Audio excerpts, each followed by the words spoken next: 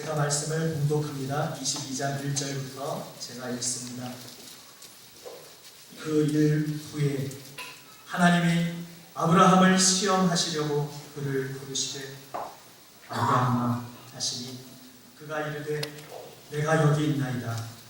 여호와께서 이르시되 내 아들 내 사랑하는 독자 이삭을 데리고 모리아 땅으로 가서 내가 네게 일러준 한 산 거기서 그를 번제로 드리라.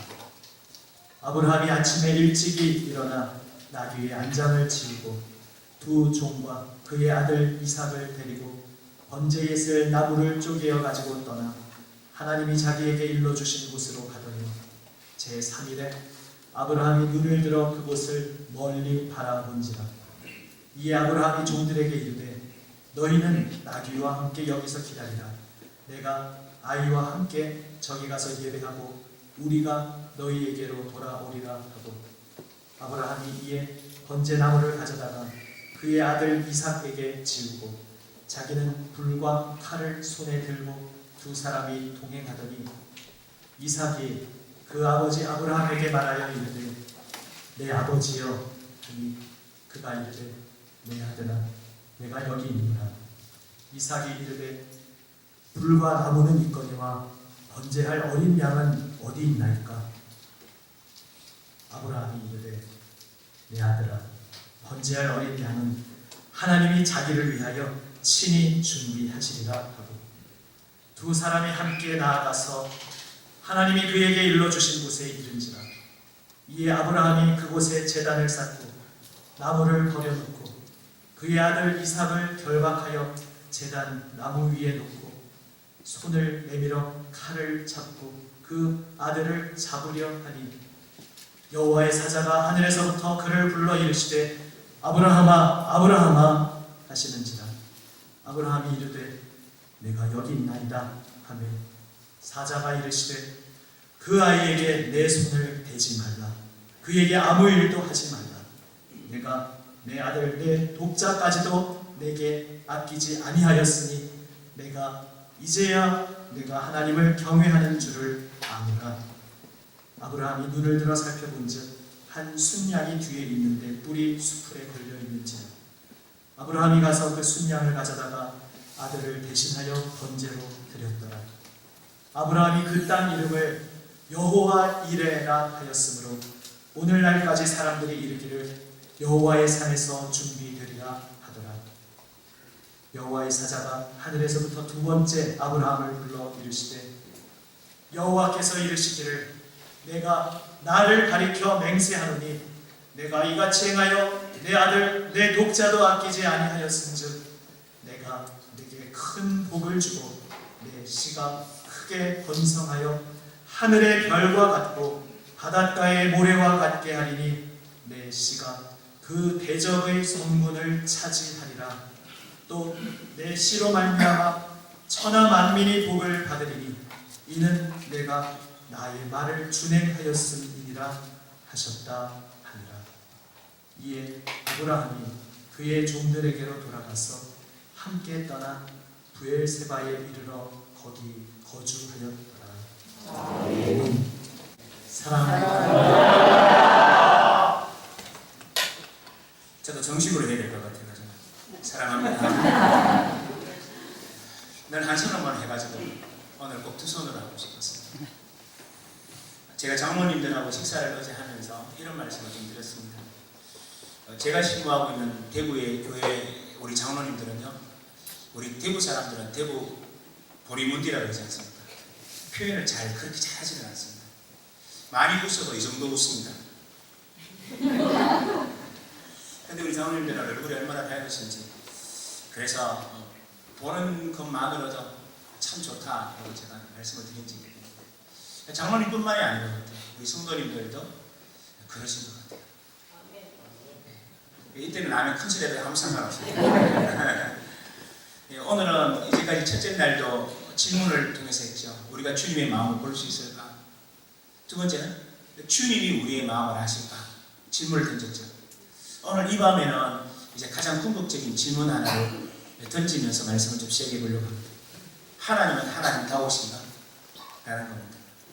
왜냐하면 우리가 예수 그리스도의 십자가의 은혜를 알고 은총을 다 알고 있는데 간혹, 진짜입니다. 간혹 하나님은 우리에게 혹독한 것을 요구하신다 싶을 때가 있잖아요. 그게 현실이든 그게 고난이든 무엇이든 내가 주님을 그토록 사랑하는데 정말로 혹독하다 싶을 정도로 우리의 인생을 때로는 내어놓아라 라고 말할 때가 있지 않나요? 그럴 때 우리는 생각하는 거예요. 십자가의 주님은 어디로 가고, 아니 다시 말하면 사랑의 하나님은 어디로 가고, 우리에게 이렇게 혹독하게 요구하시는 그 하나님, 정말 이 하나님이 하나님다우신가 라는 것이 우리의 신앙에서 굉장히 궁극적인 질문 가운데 하나가 아닐까 생각해 봅니다. 오늘 말씀의 결론은 다 아시죠? 결론은 뭡니까? 이삭 바치려고 했지만 하나님 벌써 여호와 일이 준비해 놓으시고 순양을 딱 준비해 놓으셨네요. 이삭 바치지 않고 무사 귀한, 우리가 너무 잘 알고 있는 결론입니다. 그래서 저는 오늘 본문 말씀을 이렇게 접근해 들어가고 싶지는 않습니다. 왜냐하면 이렇게 설교했다가 너무 뻔한 설교가 되어버리고 또 너무나 설교도 듣기 전에 야 오늘은 들을 거 없다 집에 가자 그럴 것 같아서 그런 것이 아니라 진짜 본문에 대하여 깊이 한번 탐구해보고자 결론부터 말씀드리는 게 아니라 결론을 알고 있는 우리들에게 이런 질문을 던지면서 다시 시작해보려고 합니다. 하나님, 정말 오늘 본문 말씀에 하나님은 하나님다우신 행동을 하신 거 맞나요? 라는 질문을 감히 하나님께 한번 따지듯이 물어보는 겁니다. 하나님, 독자를 달라고 하시는 하나님이 진짜 하나님 맞나요? 하나님은 하나님다우신가요? 이런 질문을 한번 던져보자 하는 겁니다. 이런 질문을 던지는 이유가 있습니다. 우리가 오늘 성경 속에 두 구절을 꼭 눈여겨보셔야 되는데요. 1절 말씀입니다. 1절 말씀에 보면 이렇게 말하고 있죠. 1절 말씀에 성경은 이렇게 말합니다. 그 일 후에 시험하시려고 이삭을 내놓으라고 했어요. 역시 중요한 단어가 그 일 후에라는 말입니다. 그 일이 뭘까요? 그러면? 이런 말들이 나오면 성경 앞부분에 그 일이 무엇인지를 우리에게 설명해 주시겠죠. 그러나 시간상 다 설명할 수는 없습니다. 바로 앞에 어떤 일이 있었느냐면요. 아브라함이 우물 때문에 속이 굉장히 많이 상했어요.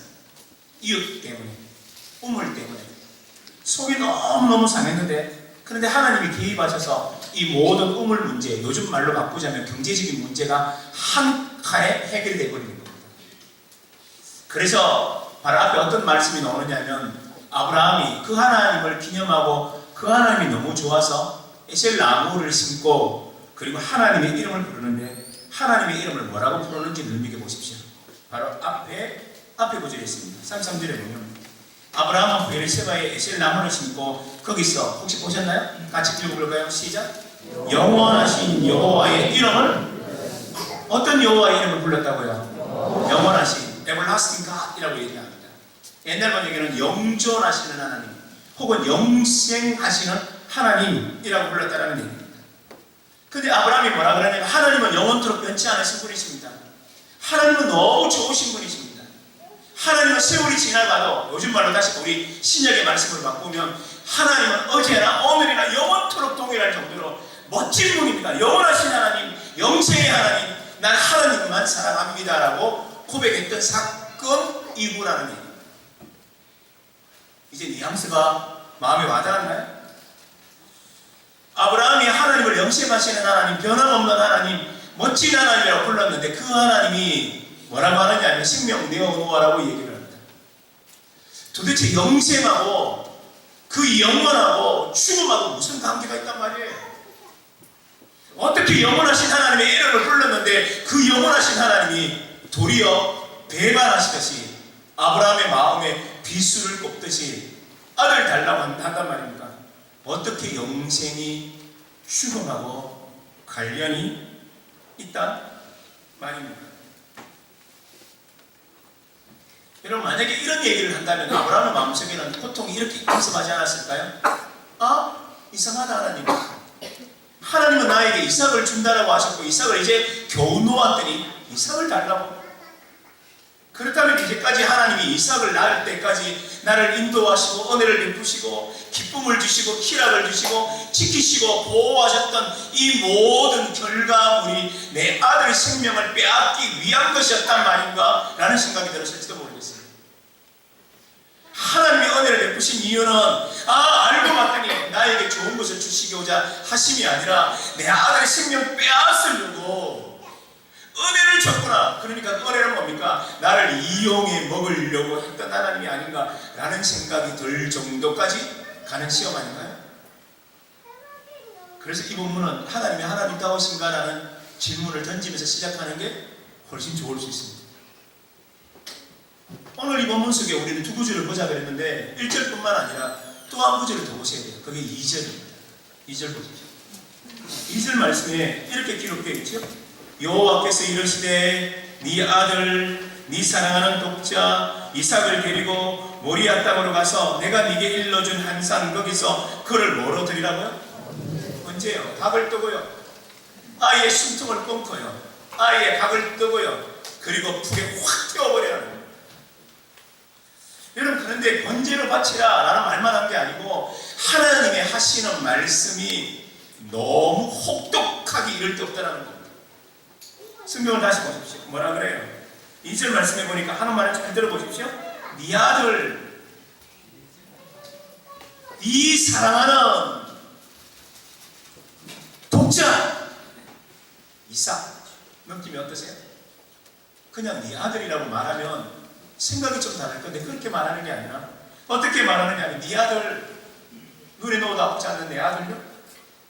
네가 사랑하는, 그래요, 내 온 마음 다해 사랑하는 내 아들. 누구요? 독자. 그리고 이삭. 이 말은 뭘 말해주느냐면 아브라함의 마음에 상처를 주시는 것도 모자라 하나하나 갈기 찢는 듯한 묘사로 이렇게 성경은 기록하고 있다는 말입니다. 이 말은 뭘 말해주느냐면 아들을 묘사하는 고통을 아주 강조하듯이 말씀을 기록하고 있다는 얘기입니다. 이 말을 들었을 때 아버지 마음이 어땠을까요? 미안해. 네 사랑하는 독자 이삭. 아마 아버지의 마음이 가슴이 찢어졌을 것입니다. 여러분, 이런 얘기는 어떻게 생각해요? 원래 이런 말은요, 말도 되지 않는 말이잖아요. 안 그래요? 아니, 이런 말은 말도 안 될 뿐만 아니라 말도 해서는 안 되는 말 아닌가요? 그게 상식이잖아요. 어떻게 아버지에게 자기의 자식을 칼로 각을 뜨고 불을 태워 죽이라고 말하면서도 그것도 상처되는 말만 연결해서 네 아들, 네 사랑하는 독자 이삭이라고 말하는 건 말도 되지 않는다는 얘기예요. 그래서 우리는 이 본문을 볼 때마다 이런 생각을 가져보게 됩니다. 하나님, 정말 하나님은 하나님다우신 거 맞나요? 하나님, 정말 하나님 우리 사랑하는 거 맞나요? 도대체 하나님은 어떤 분입니까? 우리에게 혼돈을 일으킬 수밖에 없는 것 아닌가요? 지금은 그런 프로그램이 있는지 모르겠지만 TV 볼 시간이 없어서 잘 모르겠는데요. 아주 옛날에 이런 프로그램이 있어서 저는 굉장히 잘 본 프로그램이 있었어요. 그게 뭐냐면 병원 24시라는 프로그램이 있었어요. 어느 방송국에서 했는지 지금은 기억이 가물하지만 그때 제 마음속에 어떤 한 가지 에피소드가 있었는데 내 마음속에 쿵 하고 와닿았던, 그래서 잊혀지지 않는 에피소드가 하나 있습니다. 초등학교 한 5, 6학년이 된 아이가 엄마한테 이렇게 말합니다. 엄마, 나 태권도 도장 갔다 올게. 그럽니다. 그러니까 엄마가, 야, 차 조심하고 또 길거리에 오토바이고 자전거 많이 지나가니까 꼭 조심해. 또 자꾸 그 경성을 말씀해요.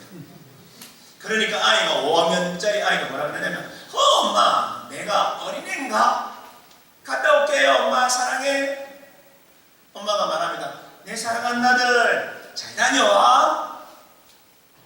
그리고 엄마는 여전히 자기의 집안일을 하고 있었습니다. 1시간, 2시간이 지났나요? 집에 베일이 울립니다. 누구 내 집 맞은가요? 예, 그런데요, 저쪽에서 전화하는 목소리가 심상찮고, 그래서 엄마의 마음이 쿵하게 내려앉으면서 무슨 일이 일어났나 묻습니다. 누구시죠? 여기 무슨 대학병원인데요. 누구라는 아이가 교통사고가 나서 지금 응급조치 쪽에 있습니다. 그래서 연락을 드린 겁니다. 엄마는 그 얘기를 듣는 순간요 가슴이 내려앉았어요. 걸을 수가 없었습니다. 다리에 힘이 빠져서 더 이상 걸을 수가 없었습니다. 어떻게 했을까요? 남편에게 전화를 겁니다. 여보, 이런 일이 있을 때 당신은 좀 빨리 가마, 나도 갈게. 엄마는요 정신이 하얘졌고 모든 세상의 필름이 끊어진 듯한 충격을 받아 어떻게 병원에 갔는지, 무슨 옷을 갈아입고 갔는지, 지갑을 어떻게 들고 갔는지, 택시는 어떻게 탔는지 기억도 하나도 나지 않은 채 그 대학병원으로 달려갔습니다. 아이가 어디 있는지 물어봤더니 저기 있다고 해서 응급조치를 하고 있는 쪽으로 달려갔더니 아이의 온몸은 피로 물들어 있었고 아이의 몸에는 벌써 이미 많은 호스들이 연결되어 있었고 그리고 아이의 눈동자는 엄마를 알아보지 못할 정도로 허공 속에 눈이 풀려 있었습니다. 아이의 이름을 부릅니다. 아들, 엄마 왔다. 너 왜 그래? 너 여기 왜 있어? 라고 외쳤습니다. 그리고 아버지가 왔습니다. 아버지는 엄마보다 더 담대해야 되는데 그 아이의 얼굴을 보는 순간 아버지도 모르게 다리가 후들후들 떨리더니만 그 자리에서 주저앉게 됩니다. 부부는 같이 손을 잡고 울었죠. 제가 이 말씀을 드리는 건 의도적으로 말씀드리기도 하는 거지만 아브라함의 마음을 이해시켜 드리기 위해서 이 말씀을 드렸습니다. 이런 고통을 야기시키는 하나님이라면 하나님이 아니지 않습니까? 하나님이 정말로 우리를 사랑한다고 말한다면 이삭을 번제로 내어놓아야 하는 아브라함의 마음속에 이런 일들을 일으키시면 안 되죠. 말도 되지 않는 상식 이하의 말씀을 하시는 그분 정말 하나님이 맞나요? 맞는지 우리는 질문을 던지면서 사실 이 본문을 보셔야 됩니다. 병원 24시는 그렇게 진행되었었습니다. 그리고 하루가 지나더라고요. 아이는 여전히 중환자실로 가서 생명의 고비를 뛰어넘고 있습니다.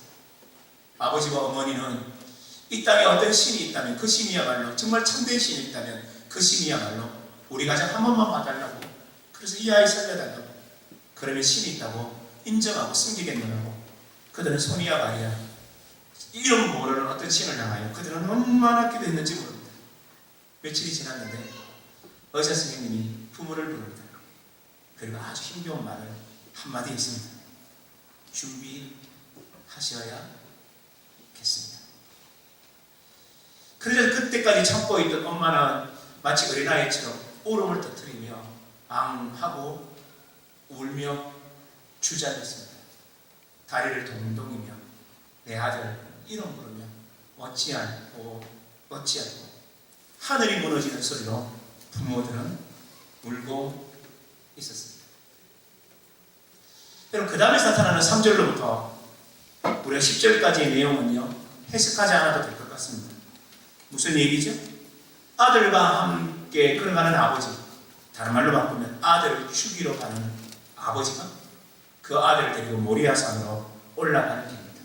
쉬운 말로 바꾸죠. 죽으러 가는 길입니다. 마치 큰 바람에 흔들려 꺼질지도 모르는 촛불처럼 당신의 아들은 그렇게 사라져갈 참이었습니다. 자, 다시 처음으로 돌아오죠. 저는 오늘 본문의 결론의 관점에서 말씀을 드리고 있는 게 아닙니다. 도리어 본문을 읽으면서 떠오르는 질문으로 문제를 제기함으로 오늘 설교를 시작했던 것 기억하시죠? 그 질문을 던져보십시다. 하나님은 정말 하나님다우신가요? 하나님 정말 이래도 되시는가요? 그런데 이런 질문은요 아브라함의 비단 아브라함의 질문만이 아니잖아요. 곰곰이 한번 생각해봐요. 우리 인생 속에도 내가 이렇게 하나님 잘 믿는데 내 인생 속에 그렇게 분투하면 주님 그래도 붙들려고 하는데 하나님 왜 우리 가정의 내 삶 속에 아니 우리 엄마한테 왜 우리 아빠한테 이런 혹독한 일을 왜 허락하시냐는 거죠. 그럴 때 물을 때가 없나요? 하나님 왜 이러시냐고. 하나님 정말 하나님 맞냐고. 여러분 저는 질문을 제기했기 때문에 아니 어쩌면 이 질문 자체가 참남하기 거지없는 질문이기 때문에 답을 달아야 한다고 저는 생각합니다. 성경은 뭐라고 얘기할까요? 하나님은 정말 하나님다우신가요? 라고 질문했을 때 하나님은 정말 하나님다우신지 우리들에게 어떻게 대답하고 계실까요? 그래서 본문을 다시 재검토하셔야 됩니다. 하나님은 정말 하나님다우신가? 이 불가해한 하나님, 상식 이하의 사건을 일으키시는 분, 말도 되지 않는 일을 일으키시는 분, 정말 그분 맞는가? 아니면 우리가 착각해 오해에 하나님을 그렇게 몰아붙이는 건 아닌지 성경을 통해서 우리는 살펴보아야 할 것입니다. 그렇다면 다시 조금 전에는 1절과 2절 순서로 봤는데 이제 역으로 바꿔보죠. 2절을 먼저 눈여겨보실까요? 여러분 2절 말씀에 이런 말씀이 기록되어 있는 것을 눈여겨보셔야 됩니다. 여호와께서 이르시되 네 아들 네 사랑하는 독자 이삭을 데리고 모리아 땅으로 가서 내가 네게 일러준 한 산 거기서 번제로 드리라. 여기서 굉장히 중요한 말, 제가 앞에서 말씀드리지 않았던 어떤 구절들이 다시 눈에 들어오시나요? 제가 앞에서 설명하지 않았던 말들이 여기 있죠. 그게 뭡니까? 내가 네게 일러준 한 산 크기. 여러분 이 말씀이 떠오르는 어떤 구절이 또 하나 오버랩되죠. 어떤 것입니까? 창세기 12장에 나오는 말씀입니다. 하나님이 지시한 땅, 하나님이 지시하여 가나안 땅으로 가라고 했던 그 땅, 창세기 12장에서 아브라함을 불렀을 때 처음으로 불렀던 그 하나님의 음성이 똑같이 메아리처럼 오늘 2절에 올려 퍼지고 있다는 걸 혹시 여러분 눈치채셨습니까? 그렇다면 2절의 의미는 조금 색다르게 다시 들려주기 시작하실 것입니다. 이 말은 뭘 말합니까? 12장 1절과 2절과 3절을 통해서 하나님이 부르셨던 그 말씀은 뭐죠? 모든 것을 버리고 아브라함은 그 말씀에 순종해서 갔지요. 가나안 땅을 내가 가기 시작했습니다. 하나님이 명령하셨으니 앞날이 불투명하고 어찌 될지 모르고 죽음이 앞에서 죽음이 우리를 기다리고 있을지도 모르는 그 먼 나라, 그 모든 위협이 있는 나라로 아브라함은 갔었는데 지금까지 어땠다고요? 하나님은 한 번도 아브라함을 실망시킨 적 없으셨죠. 하나님이 그 말씀을 하시고 난 이후로부터 하나님은 아브라함을 언제나 붙드셨죠. 하나님이 창세기 12장에서 불렀던 그때 이후로부터 하나님은 한 번도 아브라함을 실망시킨 적 없다는 것 우리는 잘 알고 있을 것입니다. 그렇다면 2절은 이렇게 해석이 가능합니다. 아브라함, 내가 너를 첫날 불렀을 때 그때 그 음성 기억해? 난 너를 한 번도 실망시킨 적 없는 것 너 기억해? 아브라함, 그렇다면 이번 사건도 넌 동일하게 큰 하나님으로 여전히 날 믿을 수 있겠지라는 하나님의 질문이 여기에 담겨져 있다는 것을 우리는 발견하셔야 됩니다. 그러니 이 말은 뭐냐면 네가 나를 에버라스팅 갓, 영원하신 하나님, 영존하신 하나님, 영생의 하나님으로 불렀지. 그 하나님이 너를 창세기 12장에서 불렀던 그날로부터 지금까지 한 번도 너를 실망시킨 적 없는 건 너 잘 알고 있지. 다시 묻는다. 너 이번 사건을 통해서 여전히 그런 나를 믿을 수 있겠니? 라는 하나님의 질문으로 2절은 말하고 있다는 것을 우리는 또 눈으로 보셔야 됩니다. 그러니 2절은 이런 질문이기도 합니다. 아브라함, 너 여전히 나 믿니? 그리고 다시 또 1절로 넘어가 보죠. 1절에 이렇게 말을 합니다. 그 이후에 하나님이 아브라함을 시험하시려고, 그 이후에 아브라함을 시험하시려고 했다는 거예요. 아까 조금 전에 말했죠. 그 일이 뭐라고요? 영생하신 하나님을 불렀을 때. 그래 이렇게 묻는 겁니다. 아브라함, 내가 영생하시는 하나님을 아니? 너 그거 믿니? 라는 질문이기도 하다는 겁니다.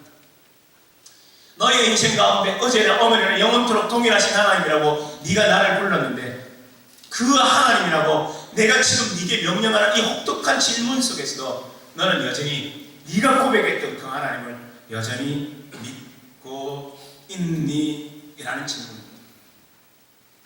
이제 여러분 짐작이 가셨을 겁니다. 무슨 얘기지? 그렇다면 이렇게 성경을 재구성해서 살펴보면 오늘 본문에서 하나님이 아브라함에게 요구한 건 다름이 아니라 이삭의 생명이 아니라 뭐라고요? 아브라함의 믿음이었다.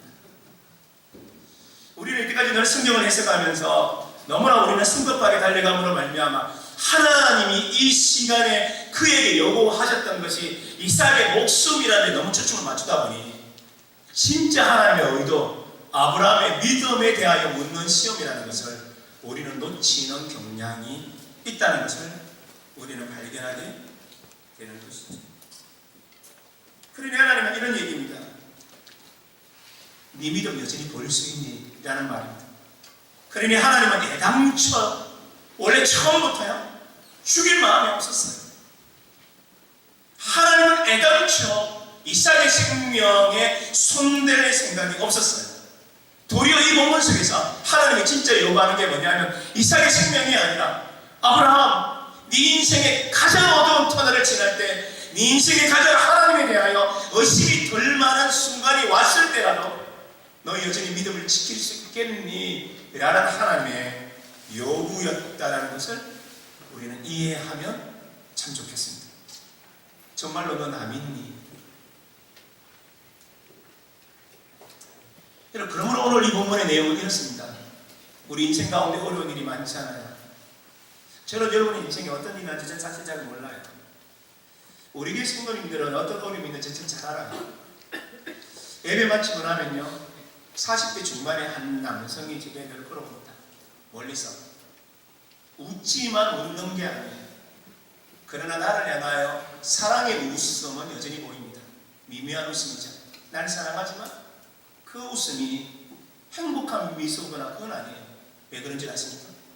그 40대 중반의 그 형제님은 실명 가운데 있거든요. 점점 실명하고 있습니다. 의사는 말을 안 듣고 실명하게 될 거예요. 그래서 그런 점점 실명되어 가지는 눈을 가지고 제 앞에 다가와요. 그러면요 저한테 와서 성도들이 저하고 인사하려고 쭉 셌으니까 기도해 주는 게 미안해서 그런지 목사님 오늘은 기도 안 해줘도 돼요. 그럼 제가 뭐라 그러느냐 이름은 안 밝힐까요? 형제 기도해야죠 하고 손을 확 잡습니다. 짧게 기도하고 하나님 허락해 주십시오. 낫게 해주십시오.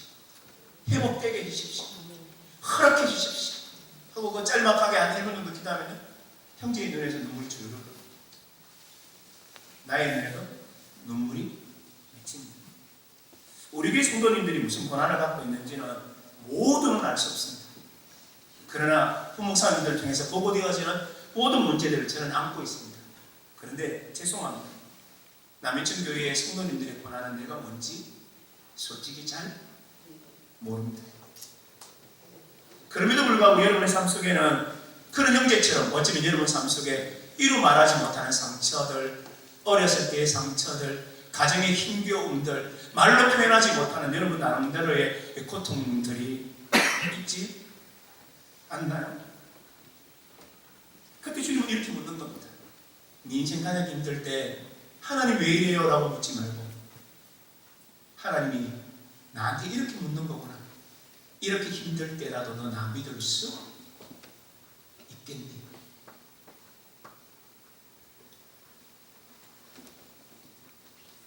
신약 성경에서 이런 일이 많죠. 아픈 사람들이 주님 앞에 옵니다. 주님이 그 아픈 사람 뻔히 알면서 그 사람이 소경일 때 앞을 보지 못할 때 묻습니다. 눈을 뜰지어다 이렇게 말하는 게 아니라 소경을 보면서 이렇게 묻죠. 내가 너한테 뭐 해주기로 원하니? 뻔히 아시면서 그때 그 사람이 이렇게 말하게끔 만들었죠. 제가 눈 뜨기를 원한다고 말하죠. 그러면 주님의 질문은 이런 겁니다. 진짜로 네 소망하는 게 눈 뜨는 거 맞니? 라는 질문과도 같죠. 오늘도 하나님은 우리에게 이렇게 물어요. 너 나 믿니? 라는 말의 의미는 뭐냐면 너의 그 아픔 정말 치유되기를 원하니? 그렇다면 나 붙들어라 라는 주님의 음성이라는 거예요. 여러분 사실요 제가 오늘 이 본문을 좀 더 극적으로 여러분과 함께 이 본문의 아픔을 이해하기 위해서 저는 설교를 이렇게 꾸며서 여러분에게 말씀을 드리고 있지만 사실은 창세기를 점점 읽다 보면 아브라함은 이미 이삭을 바치기 이전에 벌써 그는 믿음의 한 단계 성숙했던 사람이라는 걸 사실은 알게 돼요. 무슨 얘기죠? 여러분, 이삭을 낳기 1년 전으로 한번 돌아가 보십시다. 어떤 상황이었나요? 사라, 넌 경수가 떨어졌어요.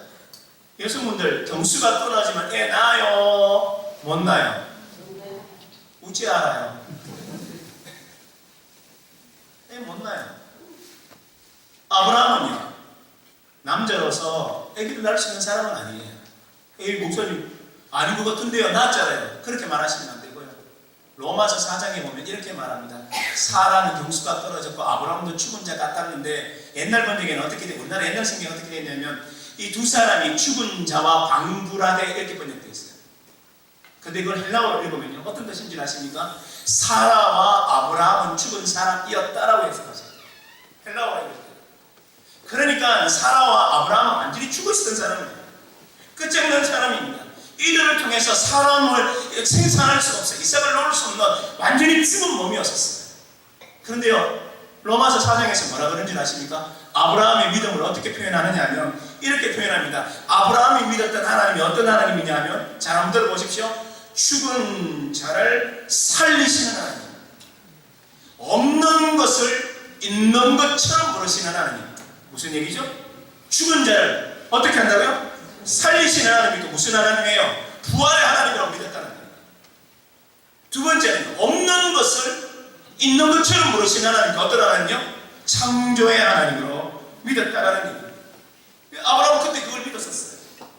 그러니까 이삭을 낳기 전에 아브라함의 믿음이 뭐냐? 우리 하나님은 죽은 자 가운데서 사람을 살려내고 없는 것에서도 있는 것을 만들어내는 부활의 주요, 그리고 창조의 주라는 것을 믿어 심지 않았어요. 여기서 잠깐만 적용하고 지나가 볼까요? 우리도 마찬가지입니다. 내 인생이 죽은 것 같아요. 앞뒤 좌우가 깍둑 막혔어요.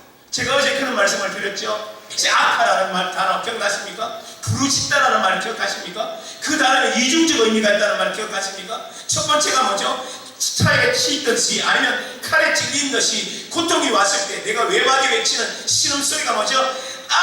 이라고 외치는 이것이 뭐라 그랬나요? 짜파. 다시 말하면 부르짖음이라 그랬죠. 두 번째는요, 내가 너무 힘이 들어서 동서남북 다 바뀌어서 그래서 너무 예려와서 말하기를 누구 나 좀 도와줄 사람 없어, 누구 나 좀 위로해줄 사람 없어 라고 했는데 아무도 응답하지 않았죠? 그때 던지는 질문이 뭐예요?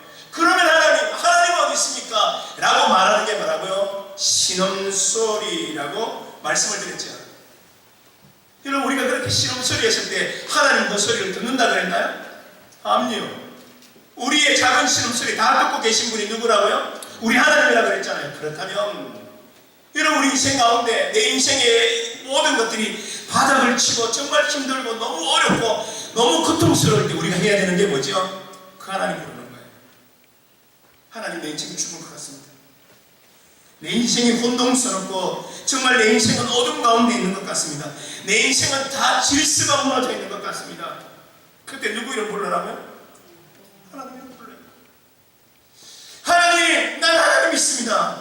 하나님은 창조주 하나님이십니다. 나는 죽은 것 같지만 없는 것 같지만 있는 것처럼 부르실 수 있는 나 그 하나님 여전히 붙들겠습니다. 하나님, 내 인생이 무너져서 끝장난 것 같던 죽음 가운데 있는 것 같지만 그래도 난 하나님은 부활의 하나님으로 믿사오니 난 하나님의 이름을 부르겠습니다. 이게 무슨 믿음이라고요? 아브라함의 믿음이었어요. 제가 어제도 이런 말씀을 드렸죠. 창세기 1장 2절에서 땅이 공허하고 혼돈하고 어둠이 그 수면 깊은 데까지 모든 표면을 덮고 있었지 않습니까? 세상은 무질서예요. 내 인생이 무질서예요. 내 인생이 무너졌어요. 내 인생에 아무것도 없어요. 그럴 때 어떻게 한다고요? 하나님 아버지는 불러요. 여러분, 저는 주기도문을 번역해서 요즘 새로운 주기도문을 우리 하고 있잖아요. 그렇죠? 우리 남인천교회도 새로운 주기도문을 같이 기도하죠. 맞죠? 우리 대구제일교회도 그렇게 해요. 그러나 딱 한 구절만 나는 옛날 게 좋아요. 그게 뭐냐면 제일 마지막입니다. 대개 나라와 권세와 영광이 영원히 아버지께 있습니다 그러죠. 대개가 뭐예요? 영덕 대개 그러지 말고요. 대개가 뭘까요? 왜냐하면 하나님, 내가 이런 기도도 하고요, 이런 기도도 어떤 기도예요? 하나님 나 먹고 살게 해줘요. 하나님의 관계가 다 깨어져서 서로 미워하고 어려워하고 있습니다. 이 사람의 관계를 회복시켜 주세요. 맞나요? 이 땅의 영적인 싸움에서 내가 지지 않고 시험에 지지 않게 도와주세요. 이 말은 뭘 말합니까? 여러분, 일용할 양식이라는 말은 단순하게 먹고 사는 문제를 또 뛰어넘어서 미래를 향하여 나아가는 모든 인생을 맡기는 거예요. 시간적 관점이죠. 두 번째는요, 서로를 영성하는 게 뭡니까? 관계의 영성이라고요. 대사회성을 말하는 거라고요. 세 번째는요, 영적인 모든 진영을 말해요. 이 말은 뭘 말하냐? 상나만상을 아우라로 풍들고 기도하는 말이에요. 그런데 이런 기도가 어떻게 응답될 거라고 믿어요? 마지막에 나와요. 대개, 왜냐하면 우리 아버지한테 나라와 근세와 영광이 있으니까. 이런 말뜻이에요. 하나님의 능력이 있으니까 이런 이루어질 수밖에 없습니다라는 그런 말뜻의 신앙의 고백적 기도거든요. 그렇다면 우리도 마찬가지예요. 내 인생이 어려울 때 힘들 때 아브라함이 믿었던 하나님, 우리도 믿으셔야 합니다. 네. 이게 오늘 본문이 우리들에게 말해주고 있는 겁니다. 그래서 어려울 때요, 하나님 하고 불렀어요. 그래서 아브라함이 뭘 믿었는지 아세요? 이삭을 하나님이 죽이지 않을 거라고 사실은 아브라함이 더 먼저 믿었어요. 그게 성경 나오는 거 다 알죠? 이 구절은 너무 쉬운 것입니다. 다 알죠? 몇 절 보면 돼요? 5절 보십시오. 5절 보면 이렇게 얘기합니다. 뭐라 그러느냐면, 이에 아브라함이 종들에게 이르되 너희는 나귀와 함께 여기서 기다리라. 누구한테 말했습니까? 종들한테. 종들아, 너 여기서 기다리라. 나는 이삭하고 갔다 와서 예배 드리고 올 기다. 그렇게 얘기합시더라죠? 그 다음 말 보십시오. 너희는 여기서 기다리라. 내가 아이와 함께 저기 가서 뭐하고? 예배하고 같이 읽어요. 시작. 우리가 너희에게로 뭐 어떻게 설명하는지. 여기서 왜 우리예요? 홀로 와야죠. 이삭 죽였으면 없잖아요. 혼자 와야죠. 그런데 아브라함이 뭐라 그럽니까? 우리가 없네요. 이삭 죽음을 상상하지 않아요. 물론 신약 성경에서 이렇게 말합니다. 죽은 자 가운데서 살리실 거라고 믿었다는 말이에요. 죽었으나 살려서 돌려줄 거라고 믿었다는 말이에요. 신약적 용어는 그렇게 변하고 있지만 아브라함의 믿음은 뭐냐? 이미 알고 있었어요. 왜요? 이 이삭을 가질 때 자기 몸이 죽었지만 살렸잖아요.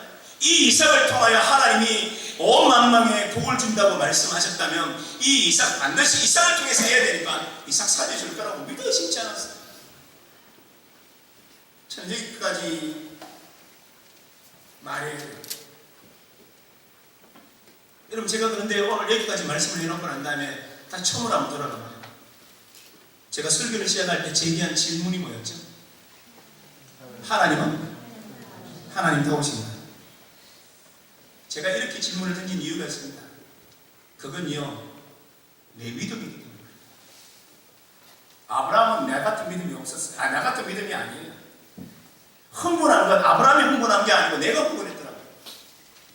이거 내가 내 자식 기르고 있는 아버지니까. 내가 내게 딸이 있으니까, 내가 내게 아들이 있으니까. 나는 아버지의 마음으로 이 성경 구절 읽으니까 도저히 이해가 안 돼서 내가 하나님께 따졌어요. 하나님 이런 게 하나님 말씀입니까? 라고 난 따졌어요. 근데 오늘 본문에 보니까 아브라함은 따지지 않아요. 아브라함은 하나님이 돌려줄 거라고 믿어 싶지 않았어요. 그러니까 아브라함의 믿음과 내 믿음의 차이 때문에 나타나는 질문이었더라고요. 아브라함이 던진 질문이 아니더라고요. 아브라함은 하나님이 어떤 분인지 너무 잘 알고 있더라고요. 그런데 그 하나님을 믿지 못하고 있는 사람이 누구예요? 박목사더라고요. 내 믿음이 이렇게 형편없더라고요. 아브라함은 추워도 흔들리지 않는데 제가요, 이 본문 속에서 흥분하고 있더라고요. 하나님 그러면 안 된다고. 그런데 아브라함은 어떻다고요? 끄떡도 안 했어요. 추워도 흔들리지 않았어요. 그래서 여러분, 성경 말씀에 좀 다시 보면, 오늘 본 말씀 다시 보면 실제로 눈여겨 보십시오. 이삭이 묻죠. 번제할 어린 양은 어디 있습니까? 라고 물었죠. 7절에서 맞나요? 8절 보십시오. 아브라함이 이르되 내 아들아, 번제할 어린 양은 하나님이 자기를 위하여 친히 마시리라 준비하시기니라. 이걸요 문자적으로 해석하면 뭐냐면 하나님이 보시고 계신다 이 뜻이에요. 이 말은 얼마나 주느냐면 이런 뜻이에요. 이삭아, 걱정하지 마. 너의 형편, 나의 형편 하나님이 다 보고 계셔. 앞으로 어떤 일이 일어날지는 난 잘 모르겠지만 그러나 하나님은 분명히 우리를 살려줄 것인데 우리의 모든 공부한 상황을 누가 보고 계신다고요? 하나님 보고 계신다는 말 뜻이에요. 그러니까 아브라함은 추워도 흔들리지 않았어요. 어떻게 하나요? 우리가 돌아온다. 하나님이 우리 마음을 알아친다라고 하니까. 그러니 아브라함은 다시 말합니다. 흔들리지 않았어. 이런 신앙을 신학자들은 뭐라 그러느냐 하면 뭐 신학적 용어이기도 하고 또 아니면 사회학적 용어이기도 한데 Radical Discipleship이라고. 어떻게 번역하는가에 따라 좀 달라요. 어떤 사람은 이걸 번역할 때 과격한 제자도라고 번역을 합니다. 조금 어색하죠? 그래서 이제 이것을 세련되게 좀 번역할 때는 급진적 제자도라고 얘기해요. 이 말이 뭘 말하느냐면 하나님이 제자들을 부를 때 배를 버려두고 만나요? 그 부모를 버려두고 만나요? 누구를 쫓아가요? 예수님을 만나죠. 이걸 뭐라 그러냐? 급진적 제자도라고 얘기합니다. 그렇다면 오늘 아브라함이 보여준 신앙이 뭐죠? 급진적 제자도. 하나님을 믿는 김에 이왕이 믿는 김에 확실하게 믿는 믿음을 누가 가지냐? 아브라함이 보여줬다는 것을 우리가 보여주고 있어요. 그렇다면 다시 적용 한번 해볼까요? 하나님, 나도 믿는데요. 저부터 하나님, 제가 목사인데요. 나도요 믿음 좀 더 좋은 믿음 가지고 싶어요. 어떤 믿음요? 이런 아브라함 같은 믿음요. 내 인생이 끝장나고 모든 게 무너지고 막다른 골목으로 몰려가서 나 숨 쉴 수도 없어 라는 생각이 들 때 끝이라고 말하는 사람이 아니라 하나님이 여기서 다시 나를 살려 주실 거라는 거, 하나님이 나를 다시 일으킬 거라고 믿는 어떤 믿음이요? 급진적 믿음. 우리가 이런 믿음이 있어야 된다는 거예요. 그런 여러분 어려운 일 당할 때 하나님 왜 그래요? 라고 묻는 것보다 하나님, 난 하나님을 믿습니다 라고 말하는 것이 훨씬 더 아름답다는 것입니다. 여기까지 말씀을 전했는데 이 말씀이 여러분 마음속에 와닿았는지 저 잘 몰라요. 말씀이 이해되셨죠? 마음에 와닿았죠. 우리만 조금만 더 얘기하면서 이 본문의 진정한 의미들을 조금만 더 추적해 나갈 텐데요. 그러기 위해서 조금만 더 말씀을 흐름 따라 조금만 더 살펴본 후에 더 깊숙한 진리를 한번 뛰어들어가 보십시다. 아브라함의 믿음이 이렇게 멋지잖아요. 내 믿음하고 달라요. 나는 흥분했는데 아브라함은 흥분도 안 했어요. 참 질문 하나만 하고 지나갈게요. 어떠세요? 여러분도 어려움 당할 때 아브라함처럼 해요? 아니면 저처럼 해요? 그래서 여러분, 제가 이렇게 말하는 게 참 창피스러운데 한번 유도를 좀 해보려고 합니다. 여러분 어려운 일 당하셨을 때 박 목사 믿음 담지 말고 아브라함 믿음 담는 여러분 되시기를 주의 이름으로 축복합니다. 참 창피해요 제가 이 말은. 근데 그게 저예요. 그렇지만 거기서 멈추기를 원치 않아요. 나도 아브라함처럼 더 되기를 소망하는 거죠. 이런 아브라함을 보고 하나님이 뭐라 그러셨을까요? 우리 오늘 알고 있는 결론은 제가 말하지 않을 거예요. 그러니까 이런 아브라함에게 뭐라 그러는지 한번 살펴볼까요? 16절 보십시오.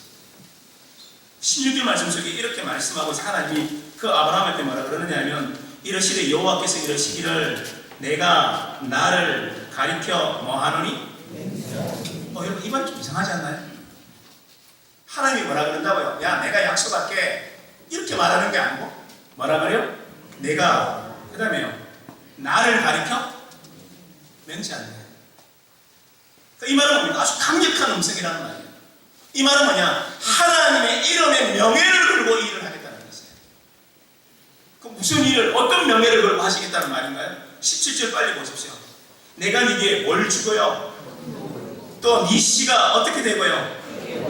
그리고 같이 읽어봐요. 하늘의 별과 같고 바닷가의 모래와 같게 하리니 네 씨가 그 대적의 승문을 우와 18절도 보십시오. 또 네 씨로 말미암아 같이 읽어요. 시작. 사람 만민이 뭘 얻어요?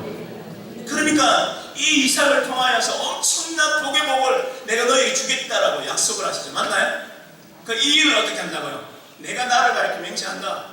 이거 내 이름을 걸고 해줄 거다. 이 말은 뭡니까? 반드시 이루어진다는 말이겠죠. 그래서 17절에 나오는 어떤 구절이 번역이 조금 아쉽습니다. 17절 보십시오.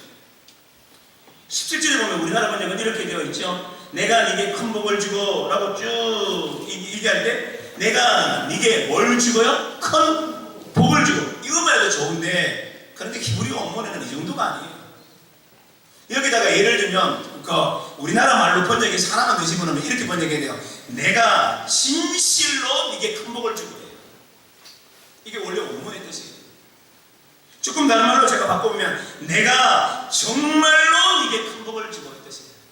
영어로는 surely 내가 반드시 주겠다, 깊이 크어 주겠다 라고 표현하고 있는 말이에요.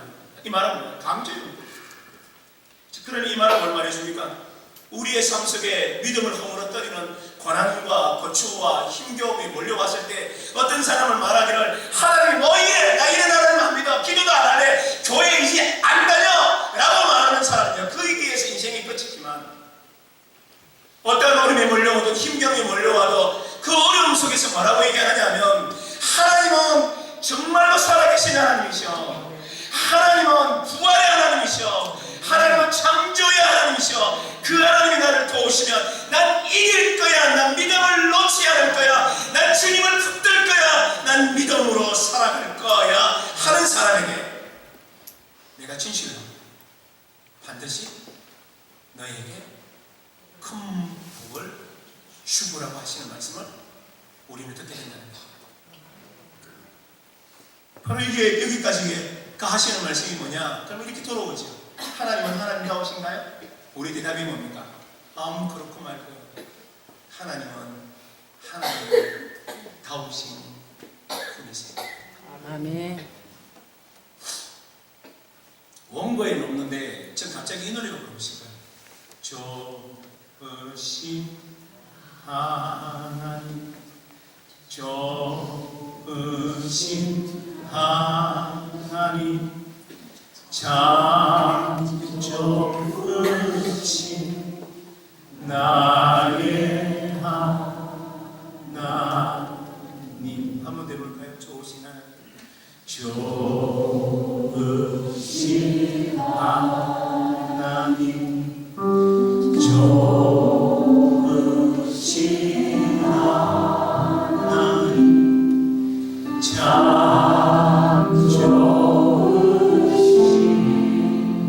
나의 하나님. 부르기 한번 해볼까요?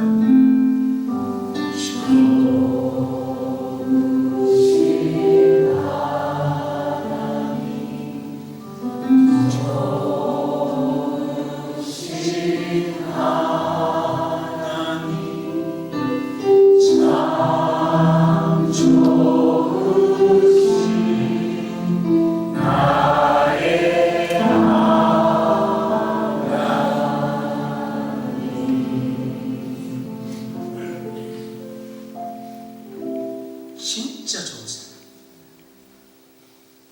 오늘 본문의 핵심은 이겁니다. 하나님 오늘 이 본문을 통해서 말하는 건 이삭의 생명이 아니라 누구의 믿음이요? 여기서 말씀을 매듭되지만 저는 이제 좀 더 중요한 얘기를 여러분과 나눠야 될 것 같아요. 그게 7절과 8절 속에 나타났죠. 이삭이 묻습니다. 아버지, 번제에 드릴 어린 양은 어디시오? 그래서 아브라함이 8절에서 이렇게 말하죠. 하나님이 준비하시니라. 아까 문자적인 뜻은 제가 설명을 드렸으니까 그 설명을 드리지 않고요. 근데 아브라함이 말했던 말이 뭐냐면 하나님께서 예비하시리라고 말을 했습니다. 아브라함에게 요구한 건 믿음이었다고 말씀드렸죠. 그런데요, 세월이 한참 오릅니다. 오늘 이 본문 속에서는 이삭의 생명이 아니라 아브라함의 믿음만 요구한 것으로 해피엔딩으로 끝이 났는데 세월이 한참 올라 이 모리아산, 바로 이 땅에서, 바로 이 장소에서 어떤 한 아버지가 정말로 자신의 아들을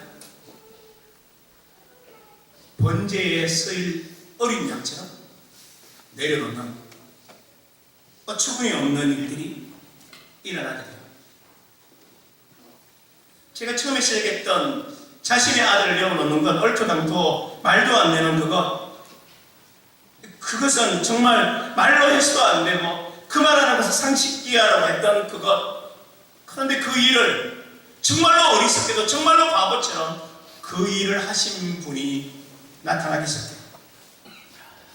이삭처럼 정말로 독생자 당신의 아들을, 그것도 세상 사람들이 가장 저주했던 십자가에 내어오는 어떤 한 분 아버지가 정말로 나타나기 시작했다는 겁니다.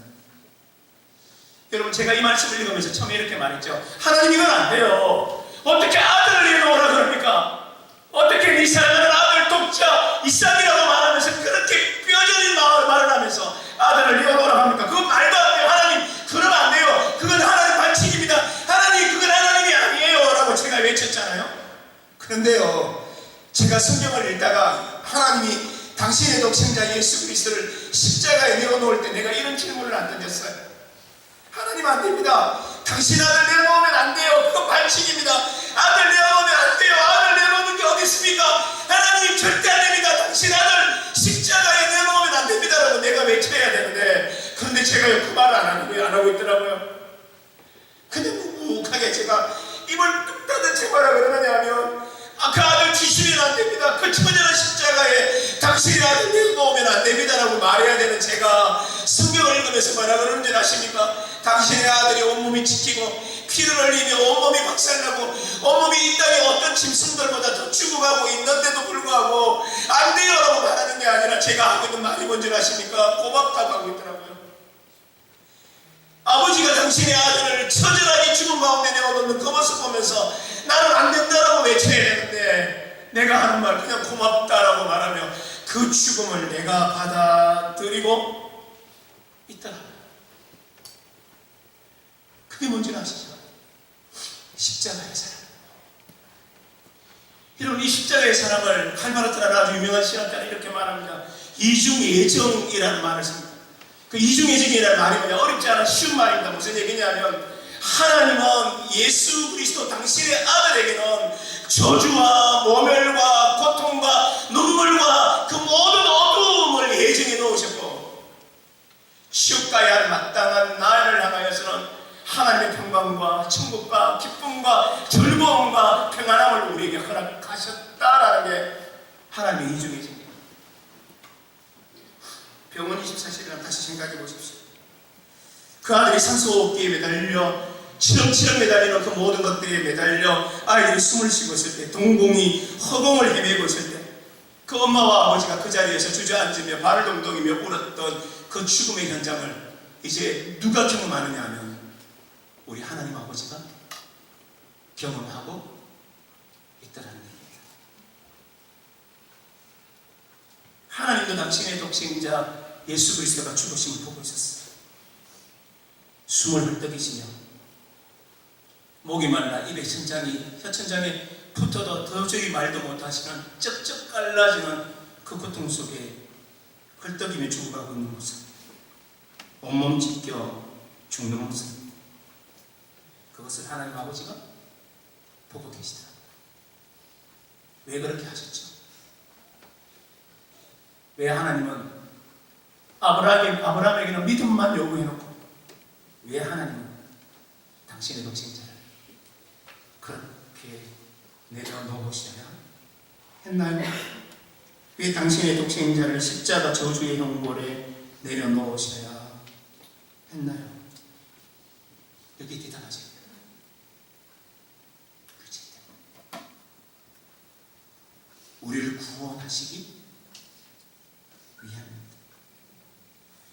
우리의 저주와 절망 가운데 뛰어들어 그것을 친히 끌어안으시고 너는 평안하다, 그 일을 하시기 위하심입니다.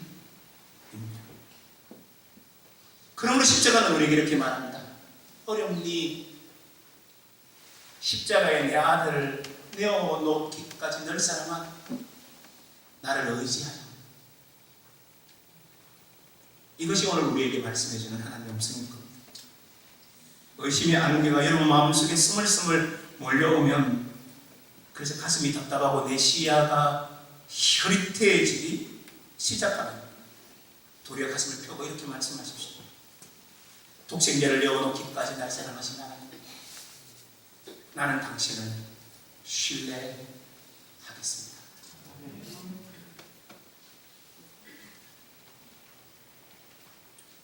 이제 사경의 마지막 이 시간 이렇게 마무리하는 게 좋을 것 같습니다. 또 질문 하나를 던지는 거죠. 하나님, 오늘 말씀은 다 이해가 돼요. 그런데 한 가지 질문이 있어요. 그런데도 불구하고 왜 아브라함을 그렇게 혹독하게 다루세요? 왜 꼭 그렇게 혹독하게 다루세요? 라고 말하는 질문에 성경은 이렇게 말합니다. 믿음의 조상이기 때문에 그렇습니다. 그 믿음의 조상의 삶 속에 하나님의 은혜가 지나간 흔적을 아로새겨서 그를 따르는 많은 믿음의 사람들이 그의 인생을 볼 수 있도록 말입니다. 그렇다면 우리의 삶 속에 일어나는 고통도 어쩌면 여러분 가정의 믿음의 조상이기 때문은 아닐까요? 여러분 삶 속에 일어나는 여러 가지 고통을 하나님의 은혜로 인하여 이길 수 있다면 정말 그렇습니다.